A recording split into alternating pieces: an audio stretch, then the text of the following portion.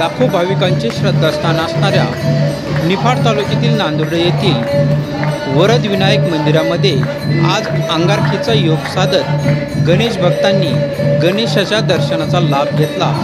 सकाळपासूनच गणेश मंदिरामध्ये गणेशाच्या दर्शनासाठी गणेश भक्तांनी मोठ्या संख्येने गर्दी केल्याचे चित्र यावेळेस पाहायला मिळाले। निफाड तालुक्यातील नांदुर्डेचा श्री गणेश नवसाला पावणारा असल्या कारणाने नाशिक जिल्ह्यातून मोठ्या संख्येने गणेश भक्त दर चतुर्थीला येथे दाखल होत असतात, परंतु आज अंगारकी चतुर्थीचा विशेष योग असल्या कारणाने या ठिकाणी मोठ्या प्रमाणात गर्दी उसळली होती।